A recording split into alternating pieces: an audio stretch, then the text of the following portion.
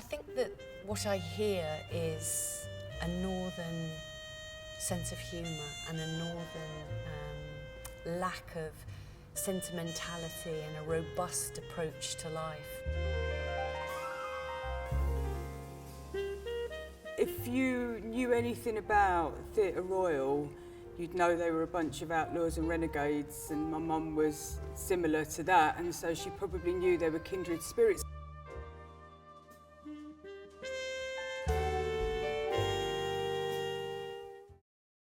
My mum came to write A Taste of Honey because she loved to read, she loved to write, she kept failing her 11 plus. They went to the pictures every Saturday, saw movies where nobody spoke like the people she saw around her. Nobody looked like the people she saw around her.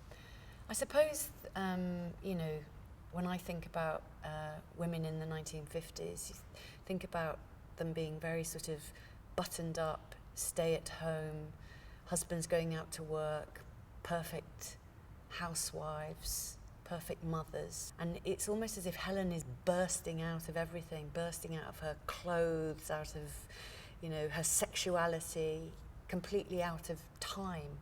The themes of the play are really quite radical for the time. Shelagh Delaney offers a number of radical representations, a number of themes which would have been very controversial. So in the first instance, you have a family which we'd probably now describe as living on the margins. They're disenfranchised, they're living on the edges, in poverty. And then you have the representation of single parentdom, this creation of alternative family structures. And then you have the mixed race relationship, which would have been really, really controversial at the time. Shelagh Delaney's written something that's really speaking from the heart of an experience. I think she's articulated what it's like to be an adolescent in Salford, and we're finding every day that we're, you know, discovering more and more layers to these characters. I think it's interesting that Shelagh Delaney decided to send the play to Joan Littlewood. I think Littlewood was very outspoken. There'd been quite a lot of press about the company in the paper, and she might have known about Joan Littlewood because of the connection to Salford, which is where the theatre workshop had been based. She might have known that she worked with untrained people, because she really wrote asking for advice and criticism. She was probably also aware of the fact that most theatres were just putting on the same old stuff over and over and over again, and Theatre Royal were reinterpreting old stuff and looking for new stuff. So in a way, it's an obvious choice. And when Littlewood received the play, it immediately spoke to her, particularly the use of language, this very quick, sharp, witty banter that A Taste of Honey relies on, and the story of Delaney herself. I mean, I think it was a mutually beneficial relationship, and I think that Joan, being an incredible director and in being incredibly good at pulling people together, would have seen the talent, you know. Joan Littlewood is working class, which is very unusual in the theatre of the time. She's a woman, which is also, it's unusual to be a woman director. There are lots of women writers in the 1950s. There aren't many directors leading a company.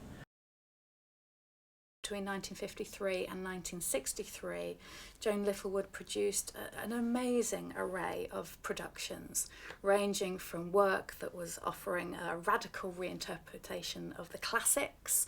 So she was doing things like Richard II, Arden of Faversham. Then she moved into this period where she was working with new writers. She's the one person who has kind of stood up there with George Devine, with Peter Hall, with what was going on generally in the building a new kind of theatre.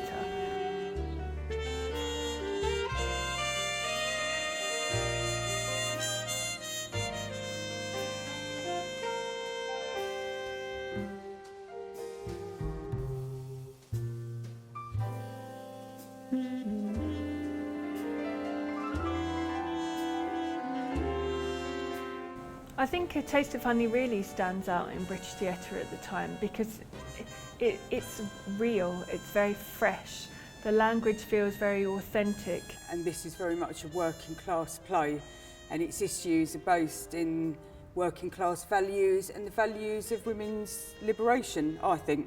And people still talk about women in the same terms they talked about these two characters 50 years ago. It's interesting that, you know, I mean, I think obviously 58, we were much further backward in our way of thinking, but I don't think we've come as far as perhaps Shelagh Delaney might have hoped we had.